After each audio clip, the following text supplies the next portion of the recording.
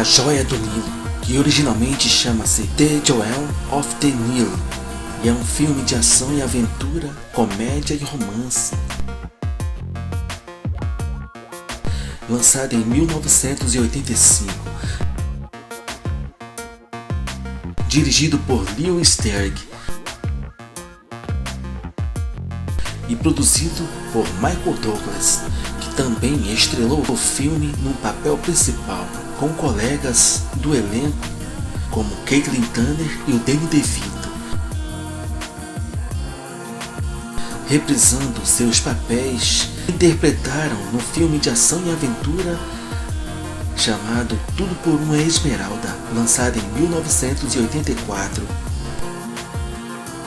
Inclusive, galera, eu já fiz um vídeo sobre este filme, Tudo por uma Esmeralda, e eu vou deixar o link fixado no primeiro comentário deste vídeo aqui, caso você queira assistir. Dá uma clicada lá depois, que está recheado de curiosidades, tá? Então, se você quiser assistir, clica lá depois, tá bom?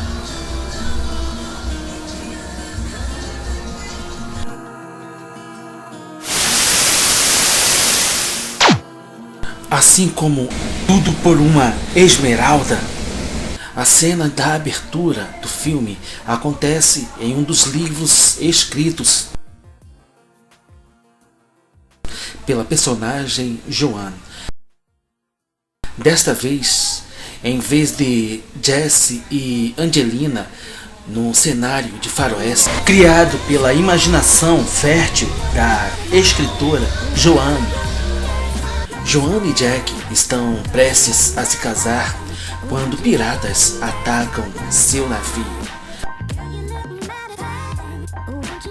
Em A Joia do Nilo, ela escreve os seus personagens em uma nova aventura em um deserto africano fictício, em um esforço para encontrar a lendária Joia do Nilo. A canção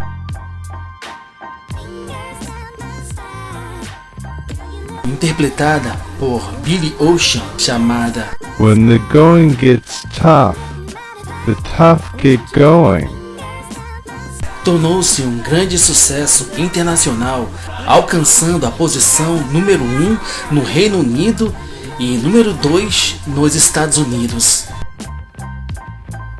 Com um orçamento de 21 milhões de dólares, as filmagens começaram em 22 de abril de 1985 e terminaram em 25 de julho de 1985. As filmagens ocorreram em Villefranche-sur-Mer e no Palais des Congrès, Cannes, França, Edbanental, perto de Ouarzazate e Meknès, Marrocos, entre outros locais, incluindo o Parque Nacional de Zion, Springdale, Utah. Na época, tanto Caitlin Turner quanto Michael Douglas só fizeram a sequência porque eram contratualmente obrigados a fazê-lo. Embora o Michael Douglas estivesse envolvido muito mais por ter investido dinheiro no filme e trabalhar também como produtor do filme. Em determinado momento, durante a pré-produção, Caitlin Turner tentou desistir do projeto porque achou o roteiro terrível, estereotipado e sentimental, até que a 20th Century Fox a ameaçou com um processo de 25 milhões de dólares por quebra de contrato, e Michael Douglas interveio em seu favor e garantiu que haveria uma reescrita no roteiro seria feita. Caitlin Turner ficou desapontada que Michael Douglas não pediu a Diane Thomas, a escritora original que havia escrito o roteiro de Tudo por uma Esmeralda, para retornar e escrever a sequência A Joia do Nilo, aparentemente porque ele decidiu que o preço pedido por ela, Diane Thomas, era muito alto. Quando Michael Douglas concordou em realizar reescritas para agradar Caitlin Turner, Diane Thomas foi convidada a consultar as alterações nas reescritas no roteiro, mas Caitlin Turner continuou decepcionada com o roteiro. Ela disse em uma entrevista em 2018: "Finalmente li o roteiro em um avião para o Marrocos, onde o filme estava sendo filmado, e fiquei furiosa. Não tinha o que o Michael Douglas disse que teria. Quando cheguei ao hotel, Michael Douglas e eu nos sentamos no chão com 3 versões do roteiro. Estávamos trocando páginas para conseguir um roteiro que fosse aceitável para nós dois. Era: eu farei isso se você fizer aquilo. Foi frustrante." As filmagens no norte da África foram atormentadas por problemas, desde o calor insuportável de 48 graus até problemas com a equipe local. Mas a preocupação mais preocupante era que o diretor mostrou que não estava à altura da tarefa de dirigir um filme de ação.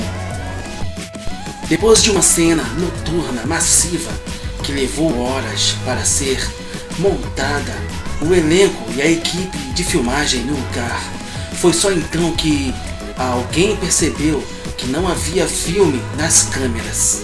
Como o produtor, Michael Douglas explodiu de raiva. A cena inteira teve que ser filmada novamente em outro dia, somente depois que o estoque de filme bruto foi finalmente localizado. Mas problemas com a alfândega local surgiram, com o filme e equipamento misteriosamente retidos pela alfândega, até que os subornos necessários fossem pagos. No final das contas, estar apenas 3 semanas atrasados nas filmagens foi um pequeno triunfo para o Michael Douglas. Aproximadamente 2 semanas antes do início das filmagens principais, uma aeronave que transportava Richard Drawking, que era o designer de produção, e Brian Costers, que era o gerente de produção, caiu e explodiu durante a tentativa de localizar cenários para o filme no interior de Marrocos, matando todos a bordo.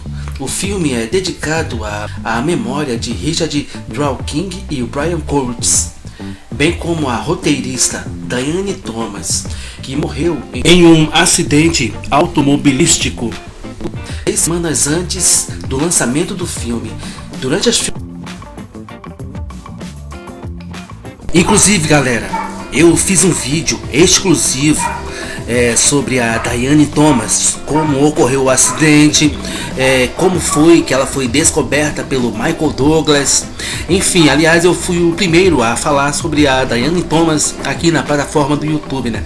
Mas enfim, você pode procurar este vídeo aqui no canal, que você encontra facilmente, galera. Está recheado de curiosidades interessantes sobre esta talentosa roteirista.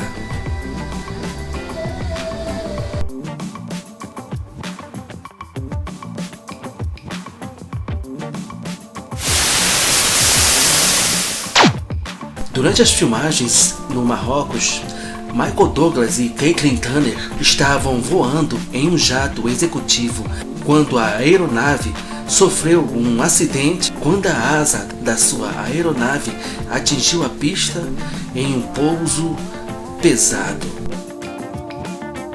O uso de uma maquete do General Dynamics F-16 Fighting Falcon foi um elemento-chave da fuga dos personagens principais de uma cidade fortificada. A maquete de madeira, isopor, fibra de vidro foi construída sobre um chassi de automóvel e movida por um motor Chevrolet de 350 cilindradas. A Joia do Nilo foi o último filme lançado no formato de vídeo RCA SelectaVision CED. Também foi lançado em outros formatos de mídia.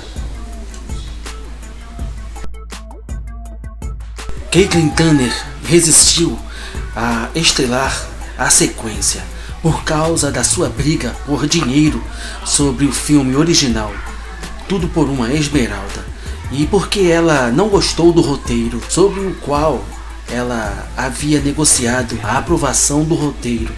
Ela só assinou depois que a 20th Century Fox entrou com um processo de 25 milhões de dólares contra ela.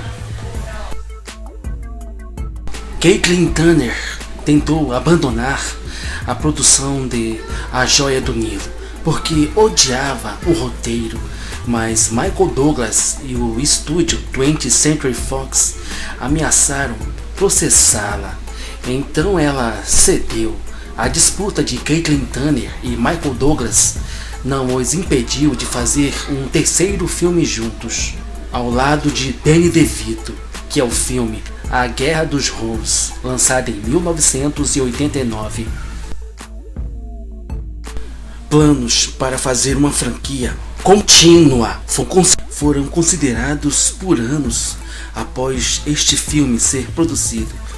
Outra sequência foi considerada em 2005 com o título proposto The Crimson Erg, e 2008 renomeado de Racing the Monsoon, com as tramas girando em torno da personagem Joanne, Jack e seus filhos adolescentes indo juntos em outra caça ao tesouro pelo mundo. Já em 2007, planos para refazer o primeiro filme, reiniciando a franquia inteiramente, foram considerados, com Caitlin Herg para interpretar a personagem Joanne e Jack possivelmente interpretado por Taylor Critcher ou Gerard Butler. Já em 2011, o remake estava sendo refeito como uma série para a televisão. A joia do título do filme é real, mas o título em si foi aplicado pela primeira vez por viajantes do século XIX ao templo de Ísis em Filoé, no Egito, construído por volta de 400 anos antes de Cristo. Depois que o cineasta Robert Zemeckis, que dirigiu Tudo por uma Esmeralda, filme lançado em 1984, não estava disponível para dirigir a sequência A Joia do Nilo, devido ao trabalho no filme De Volta para o Futuro, lançado em 1985. O ator Danny DeVito queria dirigir o filme A Joia do Nilo. No entanto, Danny DeVito havia dirigido apenas um filme para a televisão e a 20th Century Fox queria um diretor mais experiente. Então, Lewis Terg foi contratado. Robert Danny DeVito finalmente fez sua estreia na direção com o filme Jogue a Mamãe do Trem, que foi lançado em 1987. De acordo com Closer Weekly, na época da produção do filme A Joia do Nilo, houve um surto de desinteria no set. Ken Levine e o David Isaacs fizeram uma reescrita não creditada do roteiro. Muitos fãs de Tudo por uma Esmeralda ficaram desapontados que a joia do título do filme não se referia a uma pedra preciosa, mas a um líder espiritual. Alguns até tentaram processar a 20th Century Fox e a Michael Douglas Production por propaganda enganosa. O primeiro filme lidava com a busca por uma pedra preciosa e o título Joia do Nilo implicava mais em uma aventura baseada em pedras preciosas, não em uma aventura baseada em um líder espiritual. Parece que um tapete foi puxado debaixo de nós, afirmou um dos fãs que organizou o processo. O assunto foi posteriormente resolvido fora do tribunal.